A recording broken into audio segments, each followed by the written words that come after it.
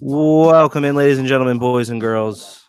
RFK Refugees podcast, special live edition of the RFK Refugees podcast. Ted here, John here, joined by Trey Trainum. Trey, how you doing, my friend?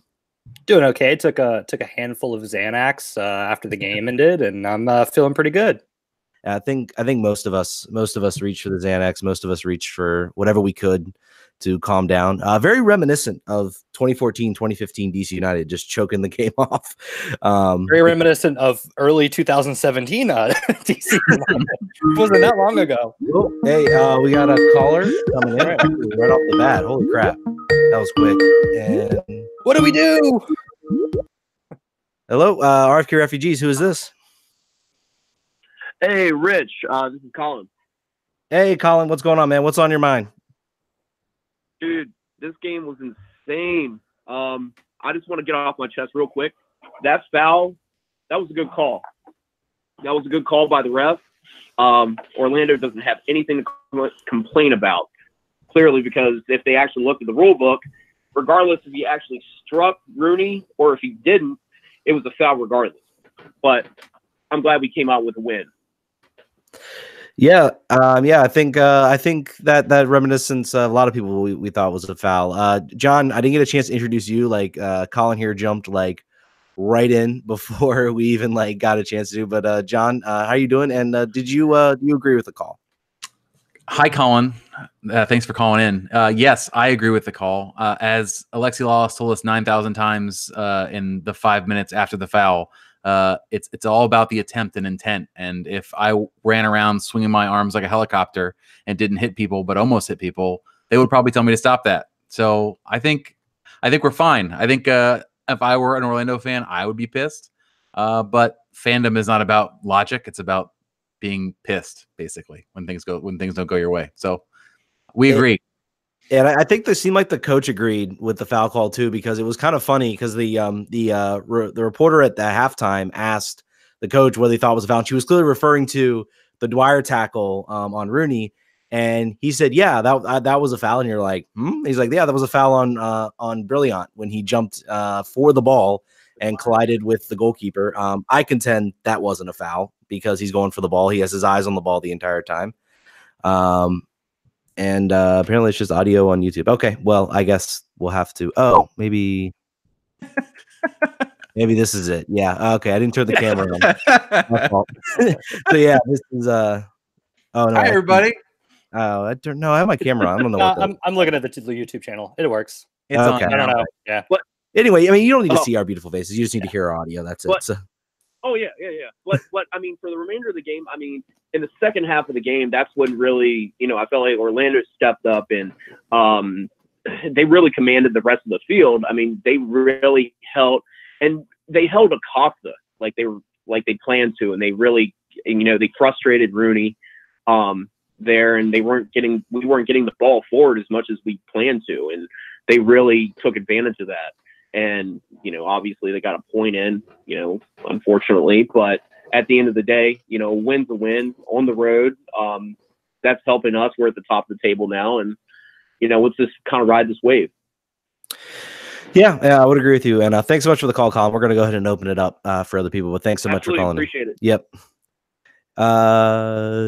Yeah, I mean, I agree. I think the second half, the team I don't think played the best soccer that they played all year. But this is what good teams do. They find ways to win, and this team found a way to win.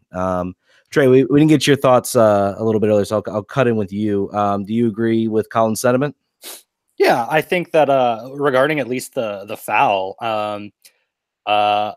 I maybe you can put me into the group of people that had no idea that you didn't need to be touched to have a foul, but apparently that's in the rules. So yeah. I guess this is one of those times where you can say that the MLS refs actually got it right, which is a weird thing to say. So congrats to the refs for knowing that rule.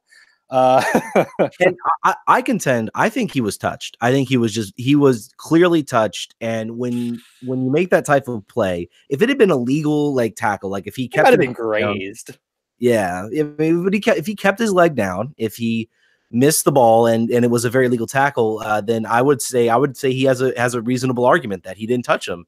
But when you throw your leg out like that in a dangerous manner, expose your studs right into Wayne Rooney's knee, that's a foul in my book. So no, I mean, it logically makes sense, right? It would make sense that regardless of you touching them or not touching them, the fact that you would have a tackle like that would be a foul. So I just didn't know that was the case. Maybe I'm a cynic of I'm a cynic of people's abilities to interpret the rules of soccer. So I don't know. Yeah. So let's talk about.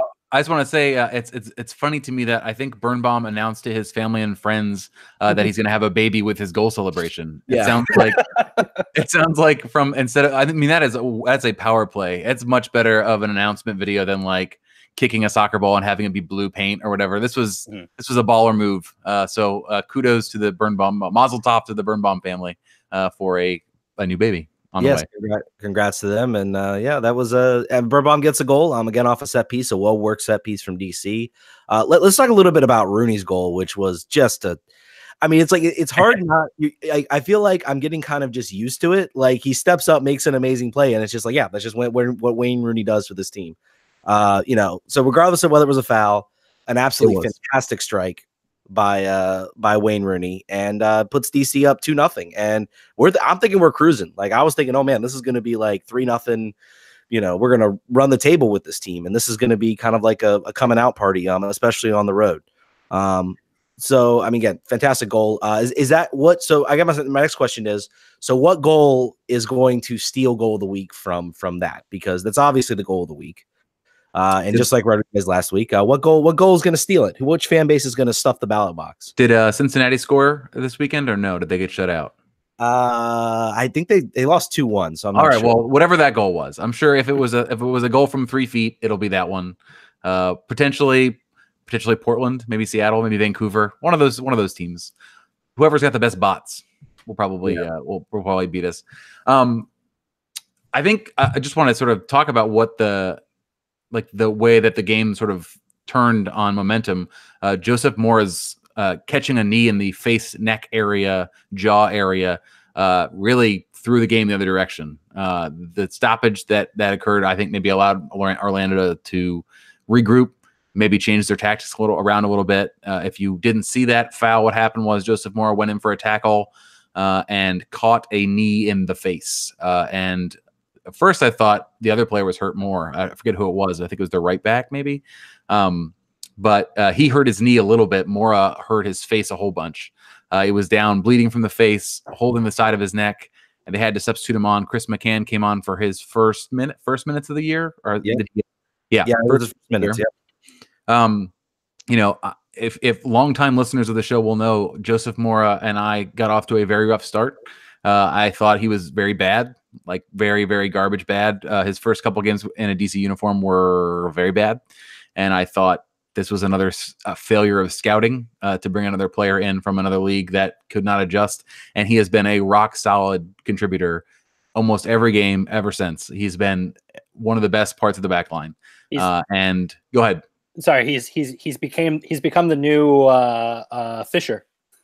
Yeah, for sure. He was a player that we did not think was going to give you much and turned out to give you way more than you could have ever expected. And apparently he went to the hospital during the game to get checked on for a broken jaw, I believe, or a fractured jaw. I don't have a timeline on how long it takes to recover from a fractured jaw, but I'm sure it's not a week-to-week thing, probably. Just considering the contact that goes along the jostling in the face area in a soccer game.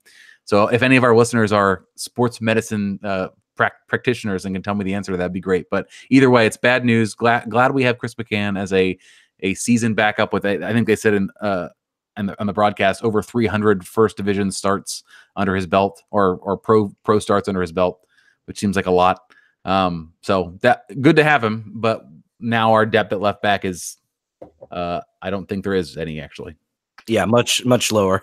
I guess Akeem Ward steps in possibly. He probably steps in at that point. I think I'll be looking forward to Joseph Mora's like face mask that they give the players. Like he'll have like the weird mask that like keeps his like face protected when he's recovering from the broken jaw. So and obviously he'll enter concussion protocol and all that. What do we think of Chris McCann? I thought he was solid. I got very worried because I was like, if I'm Orlando That's where I had, because Chris McCann doesn't have near the speed that Joseph Moore does. In my opinion, you just go right at him. And thankfully, they kind of didn't. I don't think they really tested him all that much. But I mean, other than that, I thought he was solid. I thought he had a solid game. But Trey, what was your opinions of Chris McCann entering it? He's one of those. I always say, at least with defenders, the less I notice them, probably the better they play, because I am not an aficionado of rating defenders, abilities. I think I've mentioned before, I'm from Atlanta, so I have a lot of friends who follow Atlanta United pretty closely. And I do know that he was probably the most hated player on Atlanta United. So pretty much everybody that I know that follows that team was very excited to see him go. So my hopes for him were very, measured. Measured. Right. Exactly. So I guess my as long as he's not hurting us, then that's a good game. Just based upon, again, my I guess poisoned opinion of him out the get-go. By the way, y'all, we want to hear from you all on this game, so please call in 703-879-4844. You will hear it when someone calls in, and I will rush to answer the call. My setup doesn't allow me to mute the calling, but hey, it's good. We get to have people jump on in. But 703-879-4844 if you want to call in, and we want to hear from you all. You guys are going to help kind of drive this thing, so we do this for you all, and we want to hear your voices on this. So I guess, the first half, the team got the 2 goals. Bill Hamid again played solid. I thought DC did a really effective job defensively. Other than, I guess, the maybe a couple of chances, they were able to very much. They're a team that's not going to completely smother out a team on shots, but what they're going to do is they're going to give you shots, but they're going to be low percentage shots, either outside the box or at bad angles, and basically daring teams to risk them. It's what they did. They did throughout the 2 games, the few games they got the shutouts on. They just forced teams into bad shots, and I thought it was pretty similar then.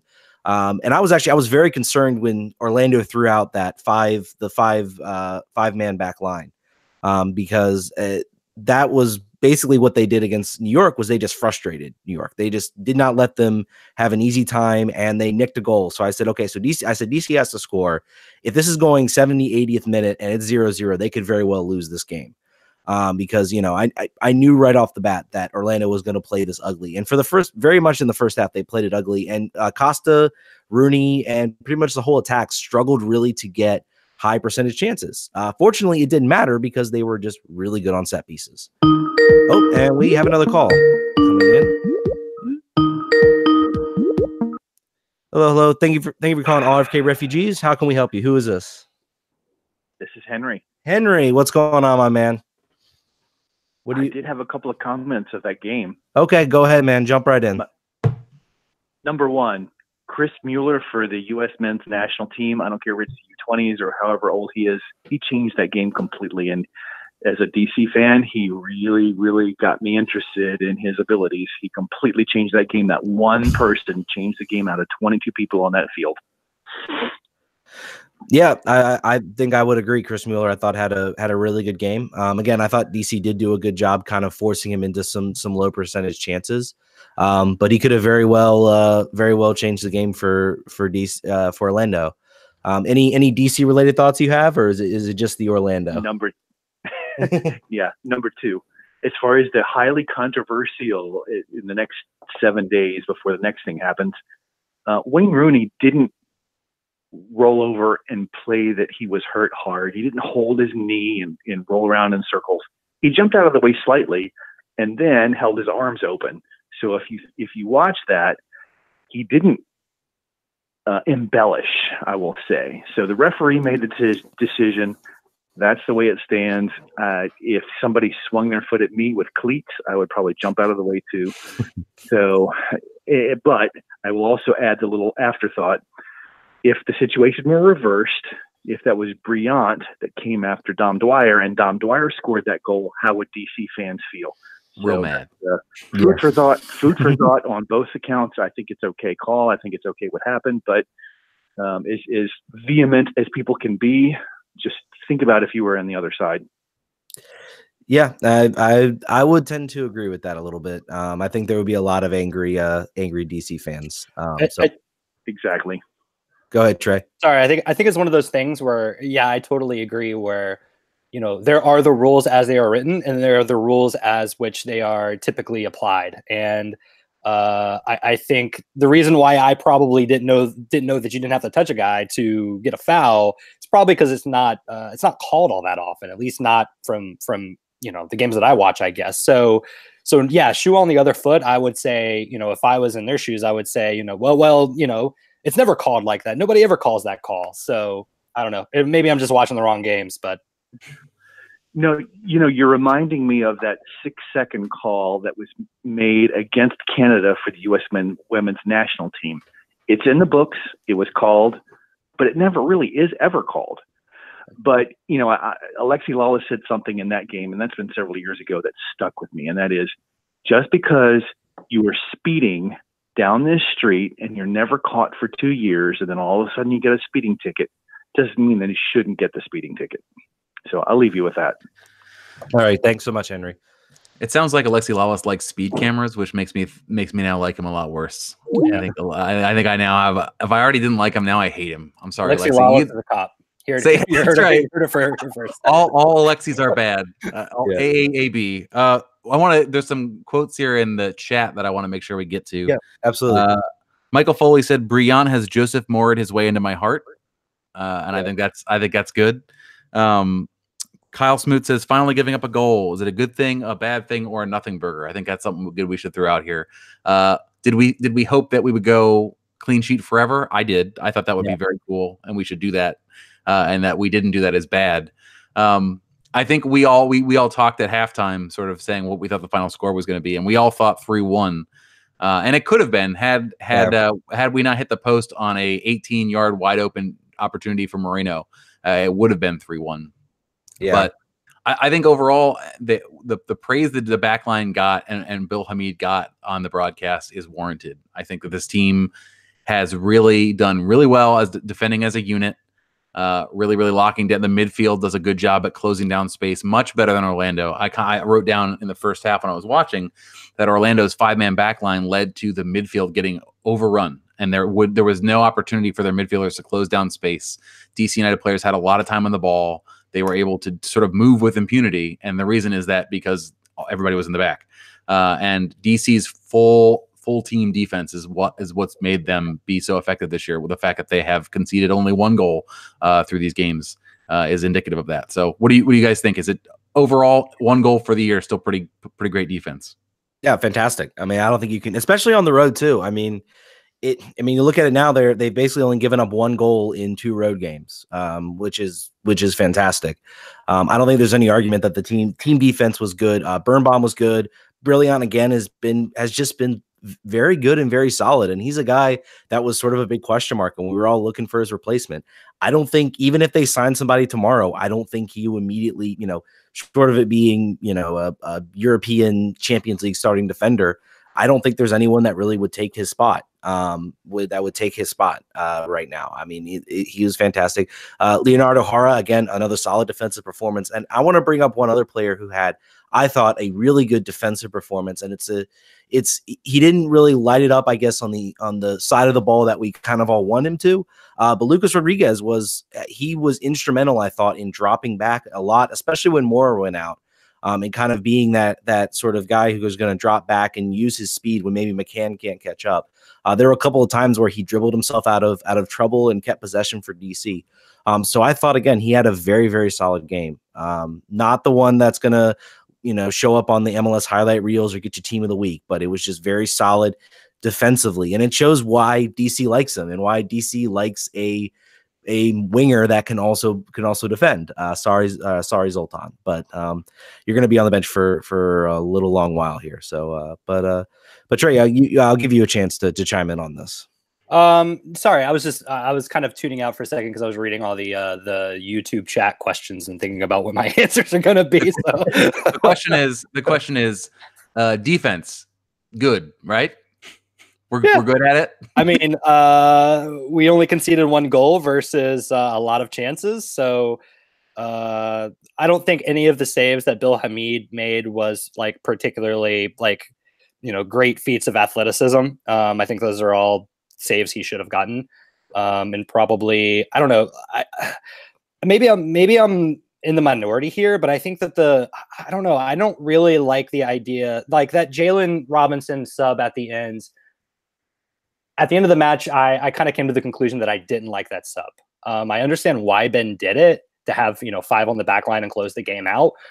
But we saw 2 instances where he did more harm than good. Got in the way a couple times. He seemed too eager in that time. And I think maybe a better sub was to put Amarikwa up top and, maybe try to get the game a little bit more on the other side of the field, even though, Ben is comfortable, playing his years of Benny ball. Let's just knock this stuff out and have them, do throw-ins for the rest of the game. But yeah, I don't know.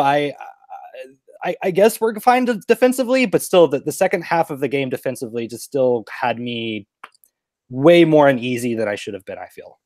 I think that's a really good call out on the Jalen sub. I mean, a player that has not been known previously for his calmness and sort of ability to calm a game down in his career so far. Did they say he's been on the team for 6 years?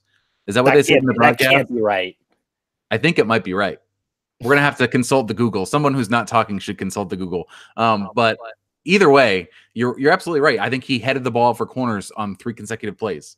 And a player that has had no opportunities so far this year, who is desperate to impress, is not the player I put in that particular second. And it actually goes to a question that we have here in the chat. As a professional here, I'm doing transitions. This was Josiah L. What was up with Rooney not making the run right at the end, 85th minute-ish on Acosta's pass? That goes right to your Amarikwa potential sub there. Acosta was still pretty full of energy and played Rooney in with what should have been a pretty easy tap in. He did not make the run. Some of that's miscommunication, but it also looks like a little bit of just being out of gas. Trey, you look like you have thoughts. That was the point in the game where I was stomping around my living room screaming, being like, why would you pass that back? I don't know. Again, I feel like my memory is not the best in general, but I feel like that's not the first time that Rooney has had not a lot of traffic in front of him and has decided to, instead of, either shoot on the goal, shoot on the next person behind him, or pass to the person behind him, he kind of decides to slow it down, wait for people to come up, and then rotate it around the back. And every single time I'm like, fucking why? Why would you do that? And I don't know if he just doesn't have the confidence to just, screw it, just take a shot on goal. Or I don't know. I don't. I feel like it's like the third time that I've seen him do that, and the more he does it, the more it drives me crazy. Yeah, I mean, I think certainly, fatigue is definitely playing a role, and that's a question I think Ben Olsen's going to have to ask, especially when we've got these. I think it's 8 games over the next few weeks or something like that. It's like they're going to play a lot of games coming up, and I think managing minutes is going to be important. And yes, by the way, I did check. Robinson was signed in 2014, so that would make this his 6th season in. We're all old and dying. We're all shriveled husks of individuals at this point, I think. Okay, and so I want to try to get some of these questions. You're asking too fast. I got here. I got you. Okay. I got them. I got them all ahead of me. So I want to talk about this. Ratik Patel getting into the next game says, I think McCann will struggle against Vela next week. I think anybody's going to struggle against Vela next week. I'd say other than Wayne Rooney, he's probably other than Wayne Rooney, Vela's probably having the best season of sort of the big stars in Major League Soccer at this point.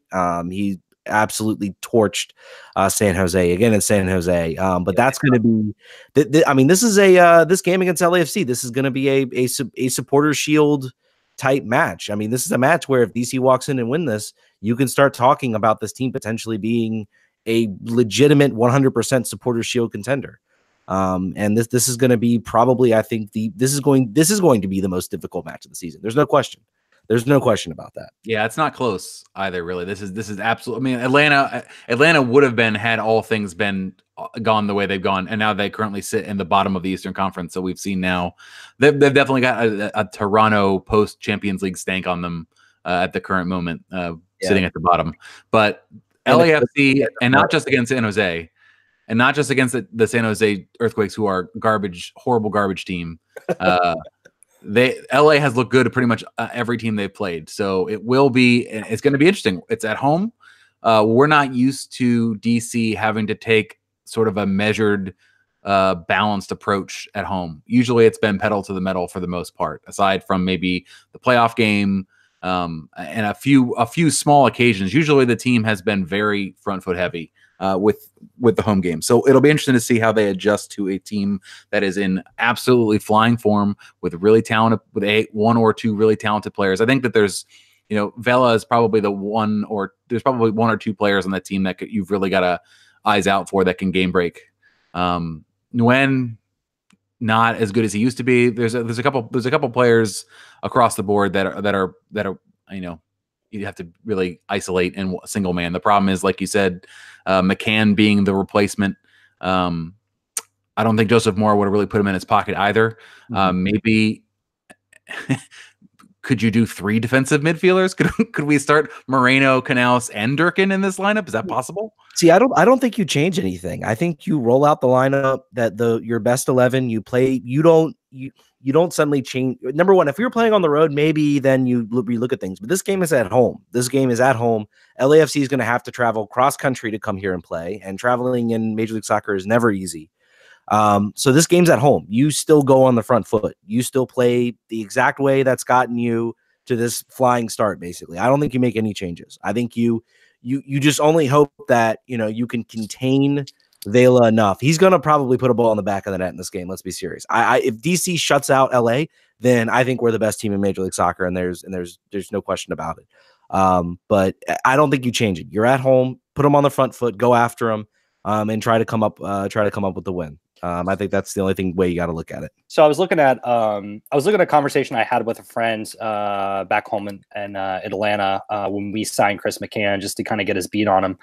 And the complaint that he had was that the reason why a lot of Atlanta fans didn't like Chris McCann was that he, for an attacking team that Tata Martino kind of implemented, he would never seem to really want to get in on the attack when he was playing D mid in Atlanta. So if he's playing was it right back? Right? Yeah.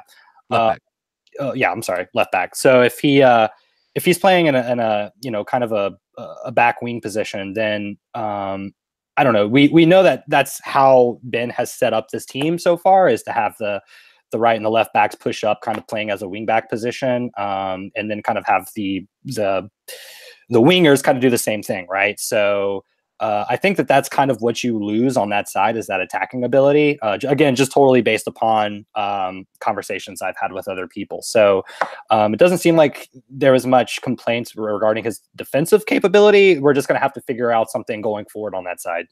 Yeah. Want to rock through a couple more comments here. Atonal Tensor said, I ran into Birnbaum at a cafe this past weekend. Such a nice guy. So happy he scored today. That's cool. I was like, I have one out and about sighting at DC United. It was Brandon Barklage at a Giant in Kingstown, Alexandria. I saw him bagging his own groceries. I was like, hey, you're Brandon Barklage. I'm not going to say anything because that would be weird, and you're at the Giants, so I'm not going to say anything. Kyle Smoot said, kudos to Ted nailing the prediction on the score last week, he thinks. We're not going to go back and check that, but we'll just say that he's right. Brian Kane said, it has been said on this podcast a bit, but Lawless was singing the praise of how fun this team is to watch. Is the chemistry of this team as important right now as the skill level? I think that's a really good question. I tweeted during the game, at some point, I'm gonna stop being impressed at how fluid this team is on the ball, and how they never looked hurried, and how when they get the ball with like a foot of space, they never just hoof it, and they never just get scared and lose it or just pass it out of bounds. They always make the right pass. But that day is not today, because every time I see this team play and they do it, I can't understand that this is the team that I have been following since 2007. Chemistry is important. I think if you look at sort of who cares really, but the Instagram basically for all these players, they all hang out. They hang out with each other on their breaks.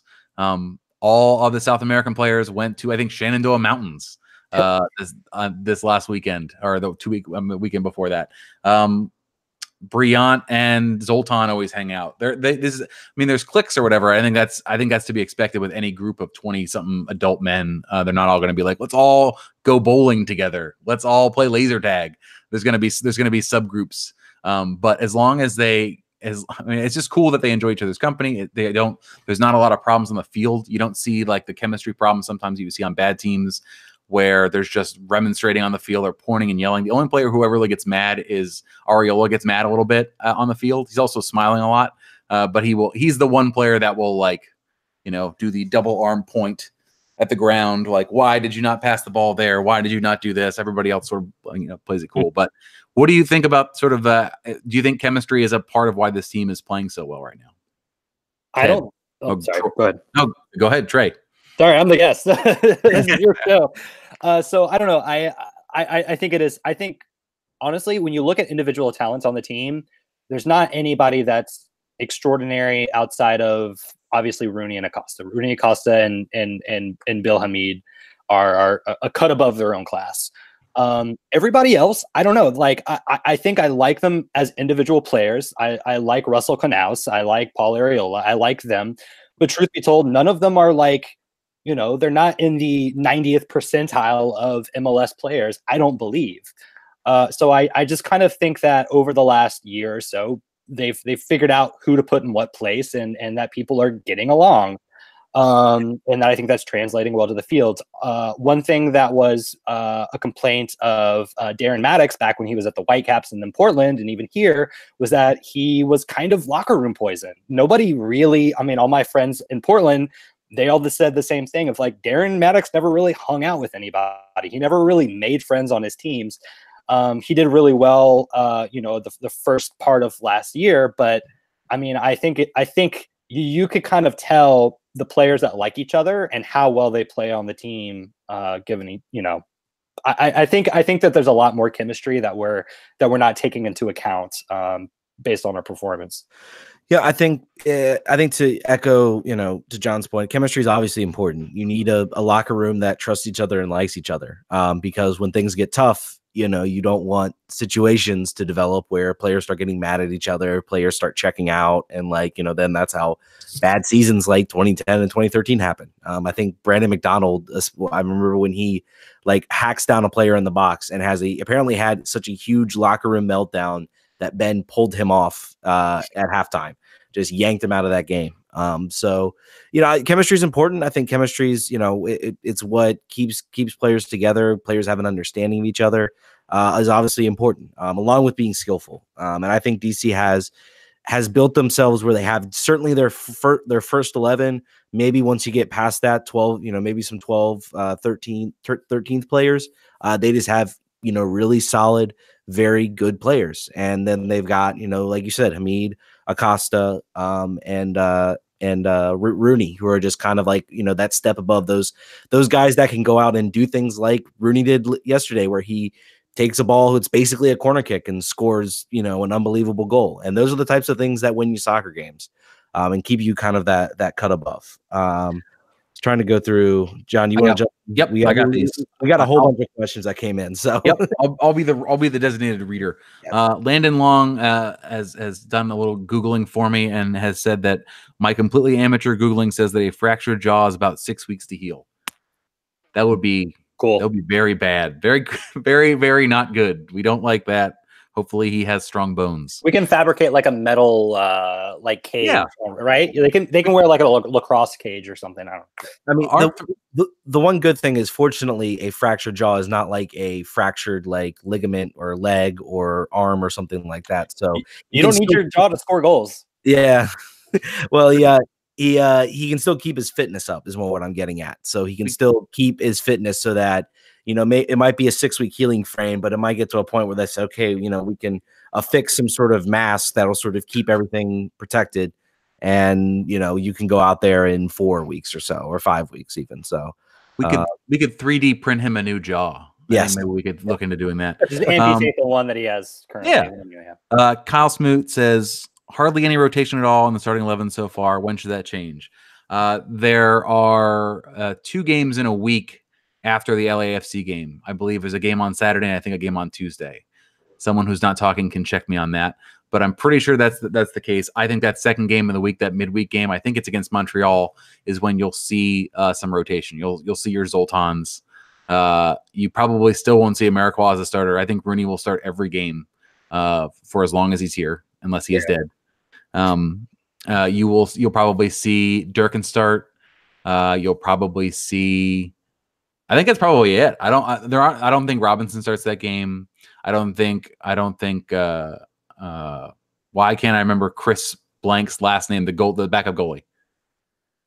What's his name? Chris Seitz. I couldn't remember his name. Oh well, Chris Seitz probably will not start again. That's like maybe that's like an Open Cup start for him. But the depth, the drop off in the depth is, I think, pretty significant. I think they'll probably keep most of the players in the 11, even in that second game. I think you'll see 2 or 3 changes maybe. Well, I mean, the big question I think is going to be, and this is what I talked about earlier. I was very surprised when Ben threw out Jalen Robinson in that game, because I was more along the lines of actually not doing Americois, but actually throwing out a guy like Chris Durkin to kind of settle that middle of the field. You take him in for Moreno, and then you're basically just dropping that all back basically as like another defensive position. I think this is where guys like Chris Durkin are going to have to step up, and this is an opportunity for Chris to get some time and to maybe increase his potential selling fee in the summer. And certainly he's going to be with the U20s, and that's going to take up a lot of his time. But this is going to be an important moment for him. I think Ben's talked a lot about how he thinks Jalen Robinson can step in, and this is his year. It was a pretty shaky performance, but he's going to become important. So there's a lot of guys in that bench that are going to be stacked, have to step up. I don't know if the big reason I think we consider our bench to be weak is because we have not seen our bench play that much this season, and they're unproven more than anything. So they might be weak, or it might be amazing. You never know. So Trey, your thoughts? Yes. No, let's move on to the next question. Okay, next question. Let's keep it rolling. Yeah. I guess also I'll give you guys another. We haven't read the number out in a bit. If you want to call in, right now we've got a few listeners. So if you want to call in, 703-879-4844. We love hearing your voice versus just reading your questions. Although we also love reading your questions. Yeah. Do you want? There are questions that are about not this game. Do you want to take those? I don't see why not. Yeah. we talked pretty much about the game writ large. I got a meeting in about 5 minutes, so let's run. Yeah, I've got a hard stop at 9:42. I've got to make my next podcast. Never Quit said, how likely is it that Acosta will be sold during the summer transfer window? We have talked about this a little bit on the pod. Yeah, I mean, it's hard to say. There's increasing rumors going about Fenerbahce, PSG coming back in. There is the question of the reason you buy now, the reason you pay a transfer fee now is to have exclusive negotiation rights with this player and lock them up, versus letting him get to either a pre-contract situation, which he could do if he wants, or get to free agency where every team that could want him will drive at him. And I think that drives his price up from a wage perspective. It's the same, just same principles as anybody else. When you've got the dominant position in the market, you'll get more money. Do I think DC sells him? I think they do. And the reason I think they do is because if you look at what the decisions the team has made in other places, for instance, the Flow Sports deal, if there's money on the table to be made, they're gonna go for it. And it's not good, it's not bad. I think it's just the situation the team currently finds itself in.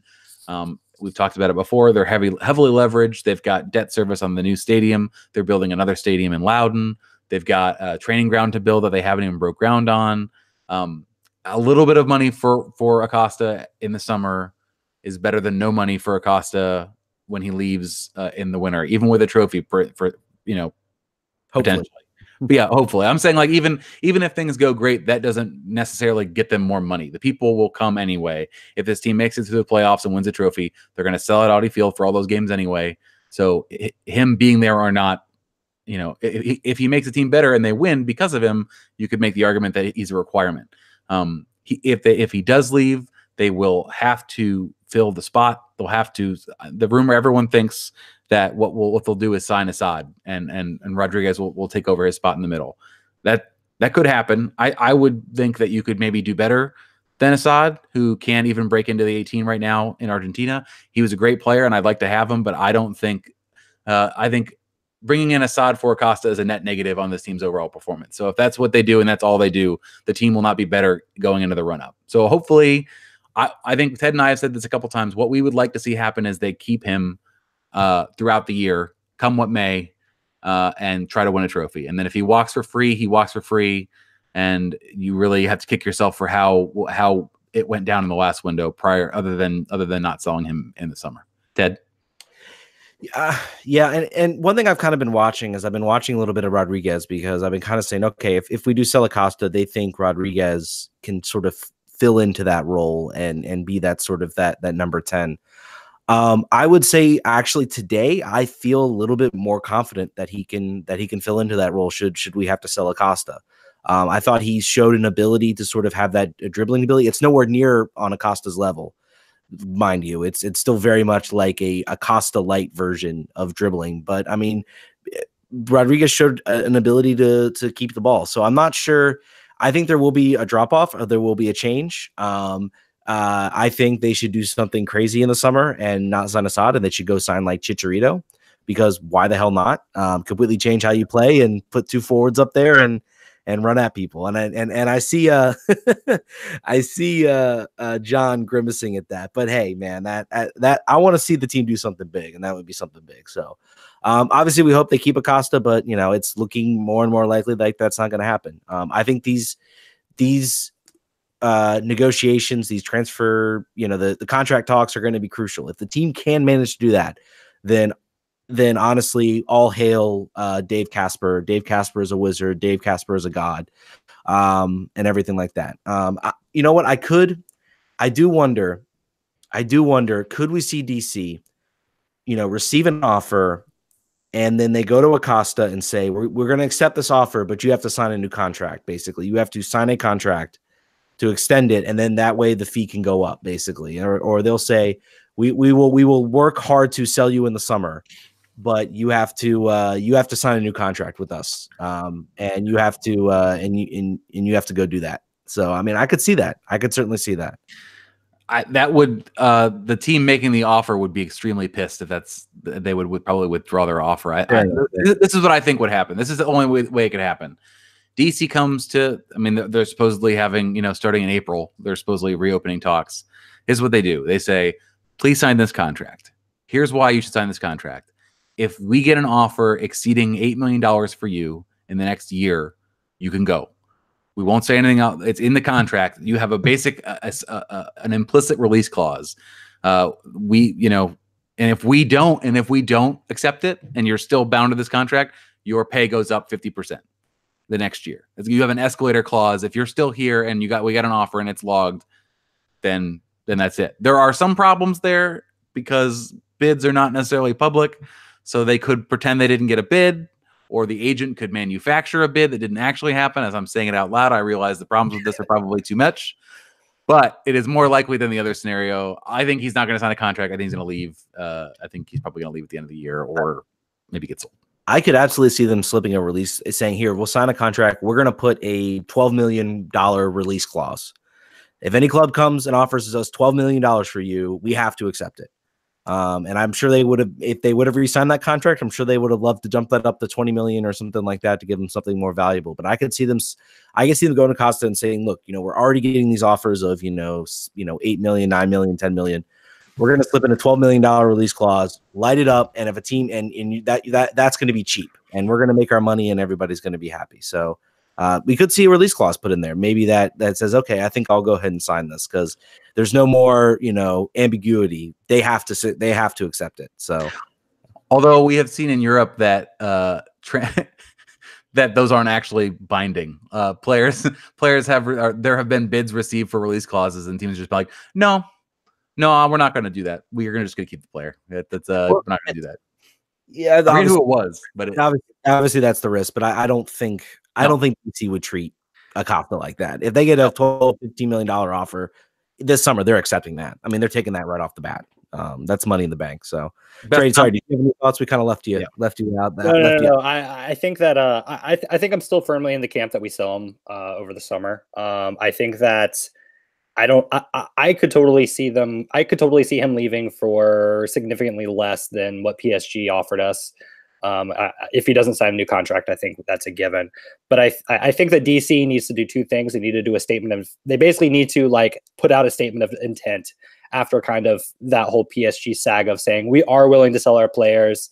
We're not that stingy. Like, you know, we are open for business, basically. DC still kind of needs to do that. They basically need to do that kind of, you know, after that whole thing went down. And I also think that they'll do it just based upon Acosta not leaving on a free. I think that that would kind of be embarrassing for them. And I don't know, obviously that never kept them from doing that with Bill Hamid, but I guess Bill Hamid was never really looking to be sold.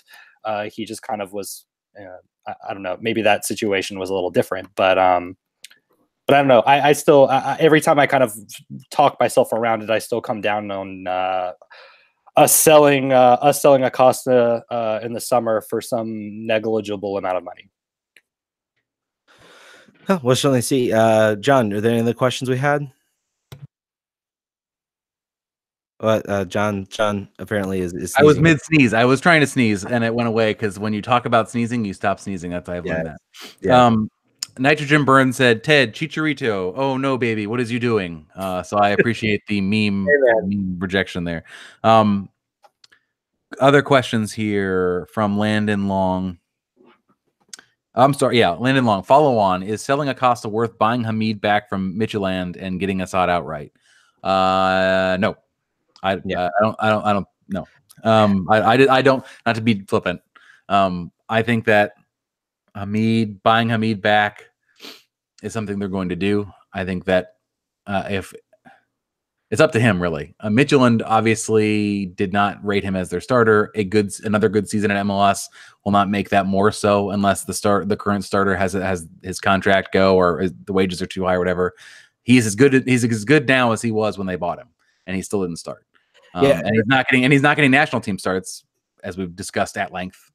So that's not raising his profile at all. So, but I mean, I will say his performances are starting to make him more valuable to DC. And in fact, I believe DC did try to purchase him over the transfer window, and the Michelin, the team in Denmark was like, no, we're not. You know, we're going. So I mean, it's going to be. And this team in Denmark apparently is very stingy about, you know, accepting offers. So I mean, I'm gonna say DC's probably gonna have to pay a pretty penny to get him back. And you know, you can talk about, well, he came on a free and everything like that. They have no problems, I think, with just letting him come back after the loan deal. It's still crazy to think that Hamid's on a loan deal. Like that part is still sometimes takes some time to register for me. But yep. But more questions here. Josiah L says DC will make more money winning MLS Cup than the fraction of the transfer fee DC United will keep, right? I think that's hard to say. If you're talking about like literal funds from the league for winning, no. If you're looking at maybe other sort of auxiliary or ancillary costs that come in from getting that far, earned media, additional exposure, season ticket renewals, all that stuff, maybe that's possible. Granted, as talked about when the PSG deal almost happened, there's a percentage that goes to Boca. There's a percentage that goes to the agent. There's a percentage that goes to the player. The middleman. That's right. That value-adding middleman in this whole deal. And then the team gets what's left over. And then MLS takes a fourth of that. So, and then that's right. And then the league gets their beak wet as well. So I still think, even though you're looking at, it'll be less. I will be shocked if it's somehow more than what they got offered for a whole season. That won't happen. It'll be less than that by half, probably, for a player that's free in 6 months. Ted, you look a little bit incredulous. Do you think maybe not? Well, the one thing I will say is, once PSG got involved and once PSG started to show interest, sometimes that can sort of start to create a little bidding war, where I could see, rather than considering there was just one suitor for his services based. I mean, maybe there was another one in Saudi Arabia, but that was never a legitimate, suitor. There was no way that was going to happen. But when a club like PSG suddenly gets attached to you and it falls through, other teams take notice and they say, hey, let's check out this Acosta guy. And they watch him and they say, wow, this guy's really good. Let's get involved. And then suddenly you get, multiple bids. And then Casper, a team comes in and offers $8 million. And then they go to another club and say, well, they're offering us $8 million. What can you do? Oh, you can do $9 million, $10 million. And that can sort of start to bring it up. So, I mean, the interest he got from PSG, I think, could potentially help DC maybe get a little bit more than people are saying he's going to get, despite the fact his contract does end in 6 months. Now, the question, of course, is going to be, even if they, Acosta has full control here. He can say, no, do not send me there. Do not send me to this club. You know what? I'm just going to wait for a free transfer. I'm just going to wait. And he can absolutely refuse any type of transfer. And then DC's stuck with him and he leaves on free. So going to be interesting to see what happens. Trey, did you have anything interesting to add, or are you? No. I was kind of thinking maybe we should put a prediction on how much he goes for if he goes. I think that's fair. I'm fair. Going to say $2 million. I say he goes for $2 million. You said $2 million because so what? It was $7 million for the last year of his contract, right? From PSG, was that their final offer? Was like $7 million. Between 7 and 9, I think. Yeah, it was 7. So and I 9. say 2. Yeah. Wow. If any club came and offered $2 million for Acosta, I'd say no, thank you very much. We'll just keep for him. half a season. You're getting him for the full season, though. You don't. DC, I would just say no. I would say no. If another team comes and offers $8-9 million, then I think DC considers it, and they take into account that they're taking the hit because of the half season. I do not see it being $2 million. I think $2 million, Gabe Casper is literally going to laugh and hang up the phone at an offer like that. Sorry, you're wrong, Trey. $3 million. $3 million. $2 million is a half of 1 year of the Flow Sports deal.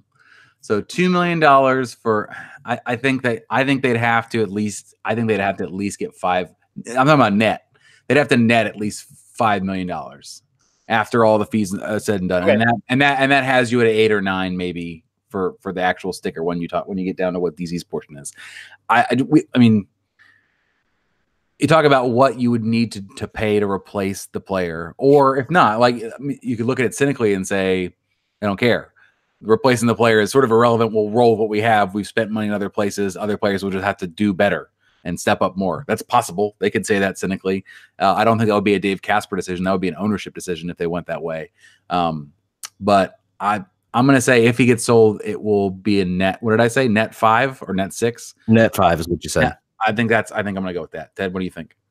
I mean, I would agree with you. I think if another team comes in with an $8-9 million offer, maybe one that's not, perpetuated by some of these middlemen, and then you can maybe it's Casper directly talking to the organization. Maybe DC can get a little more out of the deal. And also, I'll say what I said earlier. I think there's a chance that, his interest abroad and the teams that are interested in him is going to kind of drive up his price a little bit, because they're going to be, 3-4 clubs maybe bidding for his services. And that can drive up the price. That can drive, even for half a season, a team could want to drop that money to make sure they get him to start the season. So it's going to be the continuing story this offseason. And it's going to be, it's going to be one of the stories that's just going to, every week we're going to probably be talking about it in some capacity. There's just no escaping it.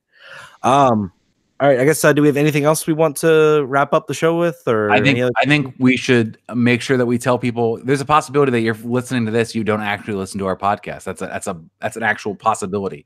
Yes. So if that is you, make sure you listen to our podcast, subscribe to our podcast. We're on all of the podcasts. Our podcast is called RFK Refugees. Are we on Stitcher yet? We're working on that. We're on Google Play. We're on iTunes. We're on Spotify. All the things. If we're on someplace or we're not on someplace and you listen to it, literally just email me and I will put in it. It doesn't take that much effort, but it's kind of one of those things that just slips my mind. He'll come to your house and put his phone on speaker and just shove it in your face.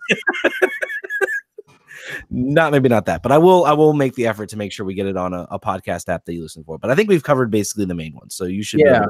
And also, if you're a listener, you get one of these sweet stickers. We keep getting requests for them. Yeah. I have been told it was low budget of me to ask for money to cover to cover postage, so I'm no longer doing that. So if you want a sticker, just let us know and tell us your address, and I will go into my pocket and I will get stamps and I will get envelopes. I have envelopes right here on the floor. I will put these in envelopes and I will mail them to you, and you can put them on your car. You can put them on light posts. Put them on your laptop. On your laptop. That's a good spot, high visibility spot. You can support us on, if you like this and want us to do more weird stuff like this. This was an experiment. I think it went pretty well. We're on Patreon. You can go to patreon.com/RFK Refugees.